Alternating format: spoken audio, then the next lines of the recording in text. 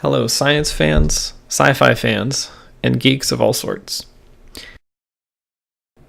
This is a 128 time lapse of Ceti Labs Ludum Dare 38 jam entry, Moon Mining Manager, or M3 for short. This is our first time doing this, so we hope you enjoy this endeavor that surprisingly didn't end in a geeky train wreck. I was the sole developer this time around, but we are looking to expand our team in the coming months. We will likely have a few more developers on hand for the next Ludum Dare later this year. If you like the concept of this game, feel free to subscribe to be notified of new videos announcing new features for M3. This is not our only product, but we do plan to develop this little concept into a full game. A link to taucetilabs.com can be found on screen where the post-Ludum Dare version of the game can be tried. We have loads of content planned for this game, and showing interest in this project will help us determine where we spend our development time. The Ludum Dare theme this time was A Small World. I did not pre-plan for the theme's selections, so this first couple of hours was devoted to thinking through what direction I wanted to take this theme in. Being a complete geek in a very geeky company, I immediately thought of mining small bodies in the solar system. The science twist, which is a staple of our games, was to somehow incorporate geology and materials engineering into a strategy mining game. In essence, every mineral found is something that would be found in real life. Everything processed would then have the same properties of minerals processed in real life. Mix this in with interesting game mechanics, and we end up with a unique take on the tycoon simulator genre. Real science, real engineering, real fun. That's our goal. In order to claim the real science part, I need to do a bit of research. You will see a bunch of wiki articles popping up to refresh my knowledge about a few subjects and get some general idea of what is out there. As this game gets further into development, I will be reaching out to collaborate with experts on the subjects, so we make sure we get the science right. I have a master's in mechanical engineering and will never claim to be an expert in geology or materials engineering. I will bring on the pros as the game gets deeper into development.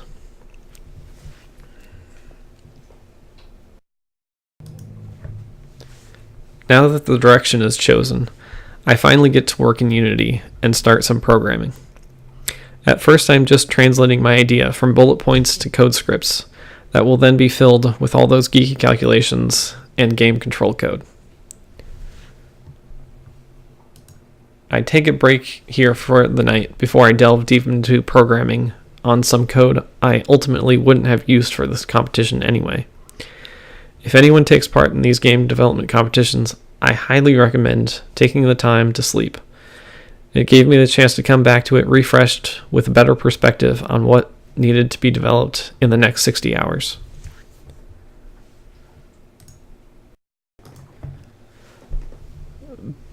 Because we are working on a 3D spherical moon, I first wanted to write some code that would translate seamlessly between spherical coordinates to Cartesian coordinates. I was a little surprised this is not a set of standard classes in Unity, but no big deal. All that was needed was writing a handful of classes that translated spherical vectors to Cartesian vectors and vice versa. I do this because it is a lot easier to define a point on a sphere in spherical coordinates than Cartesian, but Unity and almost every other game engine will only work in Cartesian coordinates. Switching between the two is unavoidable, so let's automate it. By developing this code early in a flexible implementation and debugging now saved hours later on.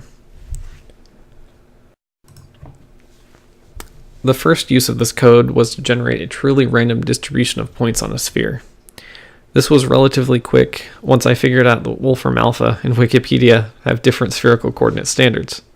Thanks, guys. Here, I continue work on the moon-based components, including the refinery and factory. These become the two buildings you interact with. The factory simply generates miners for a price, while the refinery does the grunt work of producing materials out of ores. Of course, we will continue to develop more components of the base as time goes on.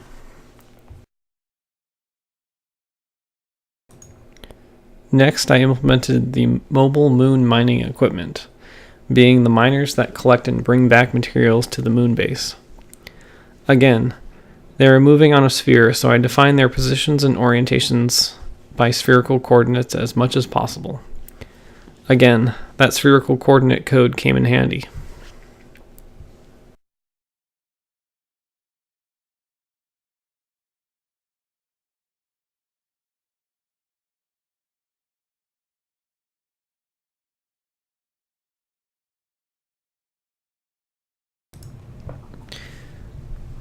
I want to point out that I have seen people try to not leverage spherical coordinates in a sphere-based game, and the results are often atrocious to code or end up with a bad gameplay experience. Math is good, embrace it.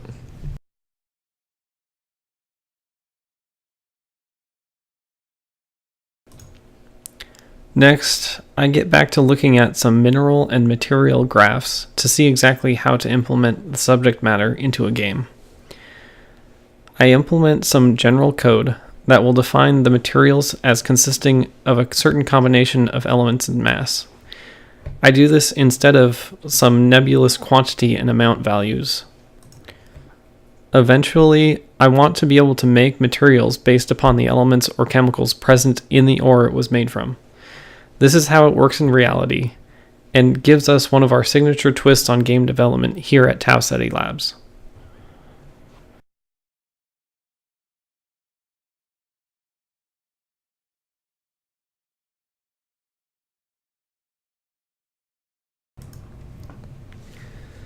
At the beginning of the competition, I thought of fully implementing multiple ores and materials into the competition game. The first of these ores was to be inspired by materials engineering and the protection of metals from iron, carbon, and lead manganese ores.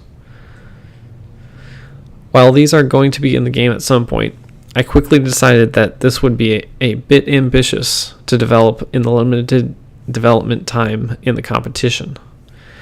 I would also probably get the geology wrong somewhere and have to rebalance the game around different ores anyway. I also threw out the thought of implementing fusion and ice ores at this point. Again, an energy economy will be part of the final game, but for now, energy is free. It pains me to say this as an engineer, but even the conservation of energy has to be transgressed in order to get this game out within 72 hours. Here, I am randomizing the quantity of elements found in each ore node. This should keep play sessions a little more varied. Here, I take a bit of a break, but as you can see, we already have multiple ores being generated randomly on the moon.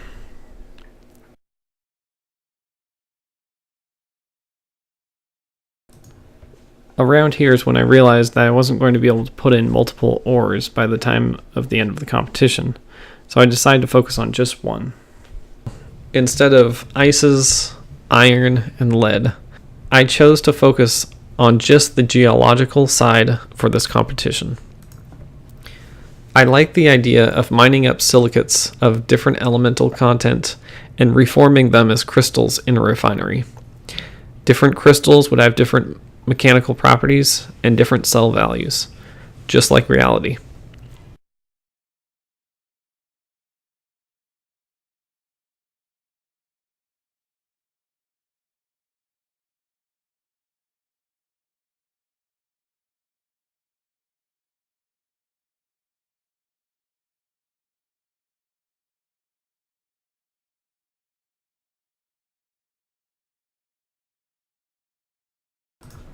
So now I have an idea of what's going to be in the game and how you're going to interact with it.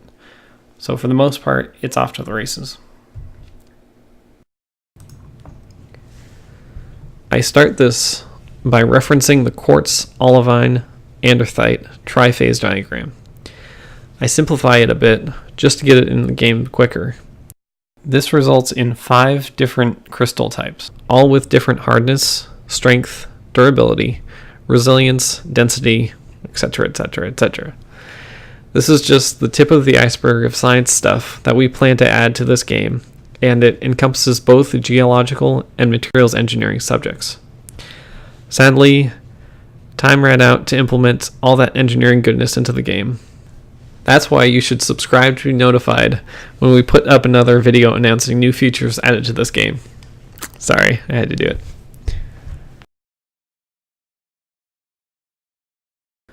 From here on, it's just implementing my plan, so my comments will be a bit sporadic.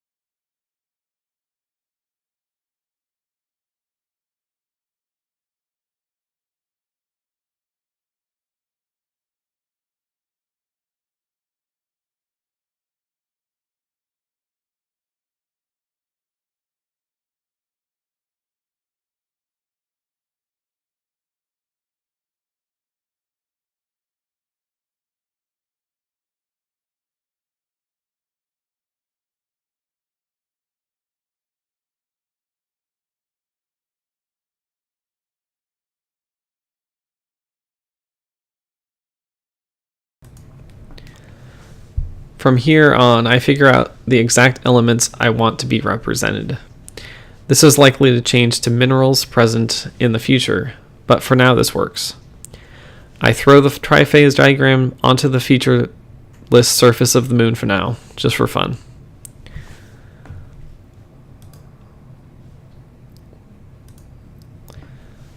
Now I begin to implement the material mixing mechanics of the game. I want the player to be able to select which ores to mix so they can visually see how the values change in the in-game triphase diagram. This requires UI work that I simply hadn't done before. I took some time to look at tutorials to implement a drag and drop UI into the game. Thank you, Board Mormon Games, for the well done YouTube tutorial.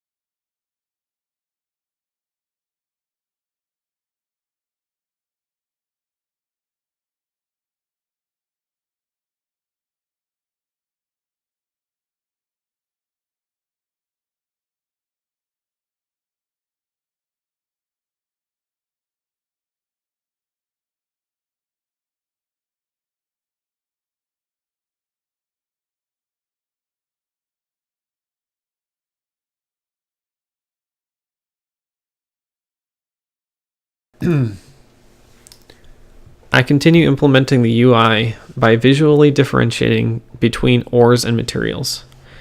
At this point, I think of ores as a pile of small unsorted rocks and crystals. Materials, on the other hand, have been forged into a single piece. It is important to be able to distinguish between the two by noting that ores can be freely mixed, while materials can't be. The only way to change a material's properties is to reforge it.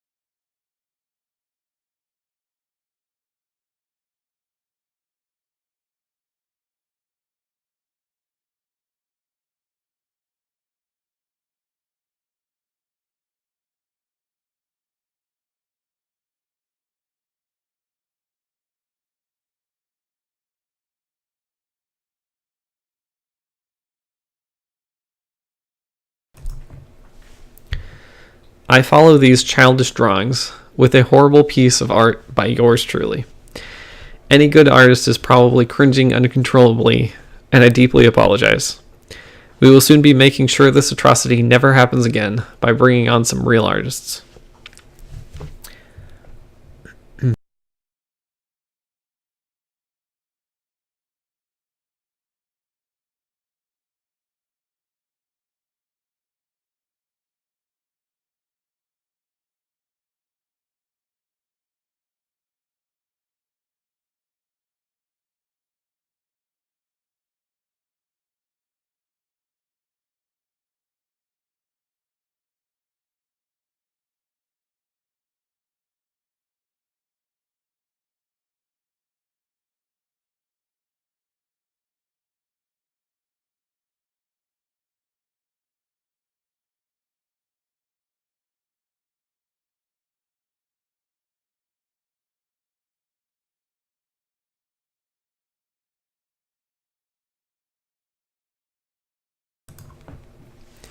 Now, we are nearing the end. A playable game has been developed. Minerals can be mined, mixed, produced, refined, and sold. These mechanics making effective use of the elements found within the mined ores.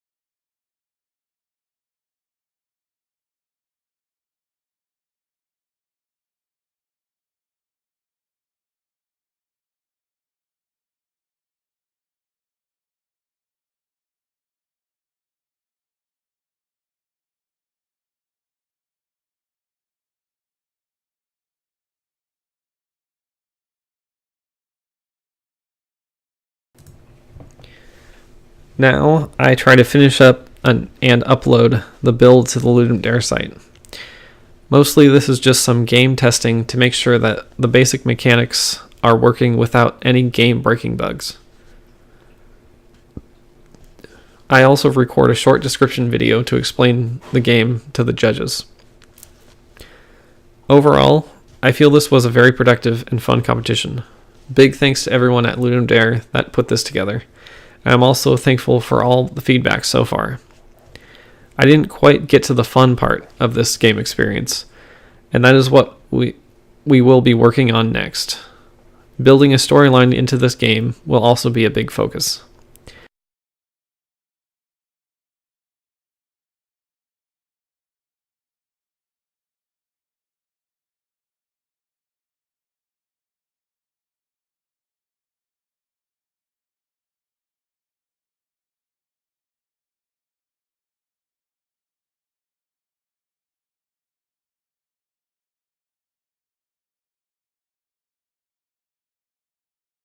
If this at all sounds interesting, feel free to subscribe and provide feedback.